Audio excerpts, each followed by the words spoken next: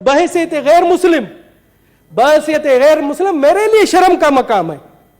سر آپ دیکھیں رمضان شریف کا مقدس مہینہ، رمضان شریف کا انتہائی مقدس مہینہ جس میں کہتے ہیں کہ شیطان بند ہو جاتا ہے، مگر کیا پاکستان میں تو شیطان کھلم کھلا گھوم رہا ہے.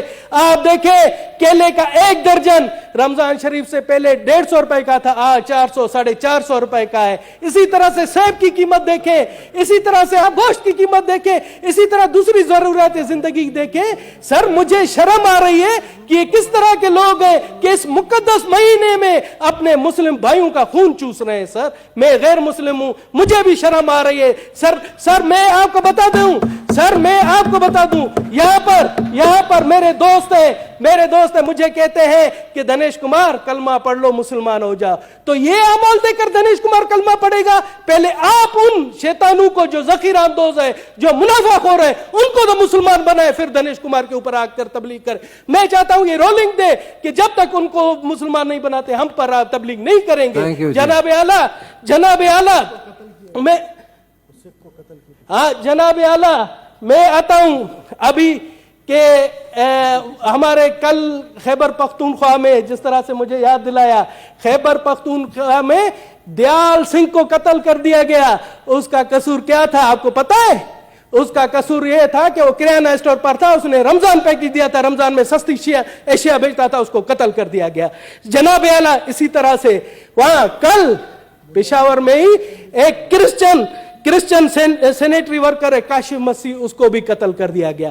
اسی طرح سے گزشتہ دنوں کراچی میں سرجن بیربل کو، جو کہ آنکھوں کا سرجن تھا، وہ مشہور سرجن تھا، اس نے بلوچستان اور سندھ میں کئی فری آئی کیم لگائے، اس کو بھی بے دردی سے قتل کر دیا گیا. جناب اعلیٰ ہم کہاں جا رہے؟ اسی طرح سے سر میں آپ کو بتا دوں، یہ پہلے بھی میں نے ریفر کروایا تھا انٹیریئر کمیٹی کو.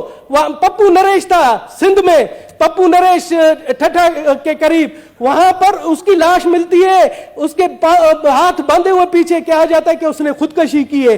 بعد ازاں پتہ پڑتا ہے کہ اس کو قتل کیا گیا اور قاتل نامینیٹڈ ہے، مگر آج تک نہیں پکڑے گئے. تو میں جناب اعلیٰ آپ سے گزارش کرتا ہوں کہ پلیز آپ آج یہ انٹیریئر کمیٹی کو بھیجیں اور اس رولنگ کے ساتھ کہ تمام آئی جیز آئے اور ہمیں بتائیں کہ یہ اقلیتوں کے ساتھ کیوں ہو رہا ہے.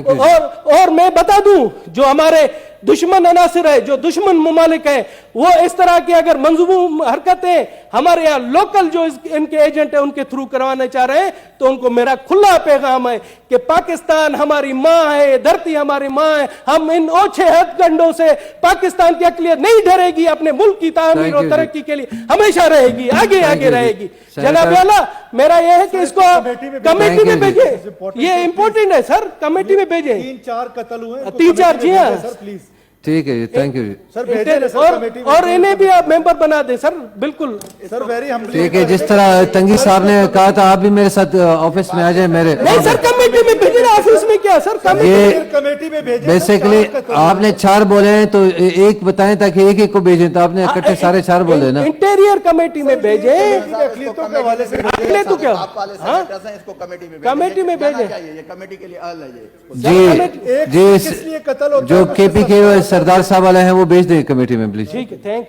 پنجاب کے لیے مفت آٹا اسکیم کا اعلان کیا، تو میں سوچ رہا تھا کہ وزیر اعظم پورے پاکستان کا وزیر اعظم ہے، تو بلوچستان کے لوگوں کے لیے بھی مفت آٹے کا اعلان کریں گے، مگر بدقسمتی سے بلوچستان کے لوگوں کے لیے انہوں نے مفت آٹے کا اعلان نہیں کیا، جس سے میں سمجھتا ہوں کہ وہ صرف پنجاب کا وزیر اعظم ہے.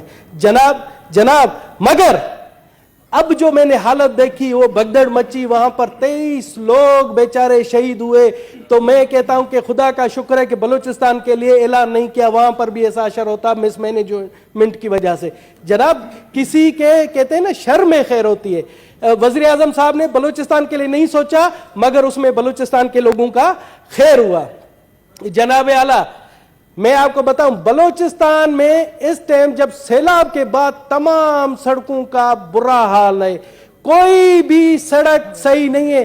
آپ یہ دیکھیں کہ گزشتہ دنوں دانا سر سے यूरोप से जो हमारे खैबर पख्तूनख्वा रास्ता है, खैबर पख्तूनख्वा के लिए रास्ता है, वो 48 घंटे से बंद है जनाब। इसी तरह से कोयटा से अगर हम सिंध जाते, जैकाबाद जाते हैं तो पिंजरा पुल है, वो भी हर रोज कभी 20 घंटे बंद होती है, कभी 48 घंटे बंद होती है। लोग रमजान शरीफ में दरपदर ख्वार हैं।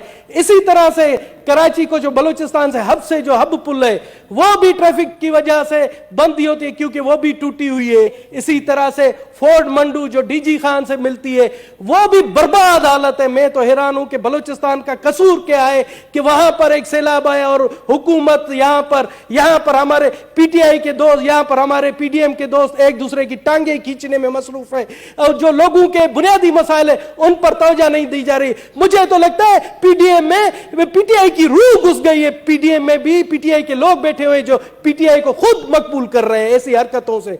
जनाब आला, थैंक यू जी।